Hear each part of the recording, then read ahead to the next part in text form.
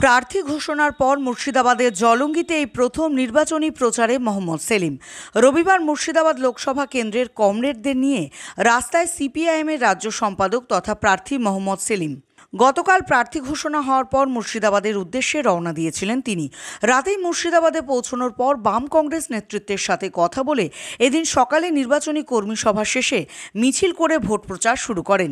দেশের নাগরিকত্ব বাঁচাতে, সংবিধান বাঁচাতে, গণতন্ত্র বাঁচাতে, মানুষের অধিকার দাবির স্বার্থের পাশাপাশি সাম্প্রদায়িক শক্তির বিরুদ্ধেই আসন্ন লোকসভা নির্বাচন।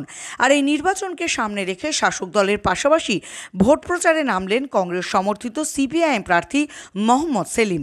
ভোট প্রচার শুরু করলেন মুর্শিদাবাদের জলঙ্গির সাগরপাড়ায়। নির্বাচনী প্রচারে বিস্ফোরক মন্তব্য মোহাম্মদ সেলিমের। তৃণমূলের কথা এখন আর কেউ বলছে না, ভয়ে লুকিয়ে আছে তৃণমূল।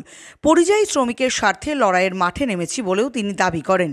জয় প্রসঙ্গে তিনি বলেন, মানুষকে জিজ্ঞাসা করুন, মিছিলের লোক দেখে নির্ণয় করুন কে জিতবে। আজকের ভোট প্রচার কর্মসূচি থেকে বিদায়ী সাংসদ আবু তাহের খানকে এলাকার কাজ নিয়ে চ্যালেঞ্জ ছোড়েন তিনি। জলঙ্গি থেকে, ডোমকল থেকে, জলঙ্গি হয়ে পুর হয়ে যে মেন লাইন আছে তার সঙ্গে যুক্ত হওয়া ছিল। বামফ্রন্টের চিঠি লিখেছেন। আমরা যখন ছিলাম, আমি যখন ডিএফআই ছিলাম থেকে লড়ছি। 5 বছর ধরে বিজেপির সরকার হলো, মুর্শিদাবাদকে বাদ দিয়ে ওদের যে পরিকল্পনা, আর তৃণমূলের সাংসদের কথা শুনে মহুয়া মিত্রের থেকে বলছে, তাহলে মুর্শিদাবাদটা গেল কোথায়? এখন আর মনে পড়লো, উনি তো এমএলএ আগেই ছিলেন। কোনদিন বলেছেন অ্যাসেম্বলিতে? বলেছেন কোনোদিন?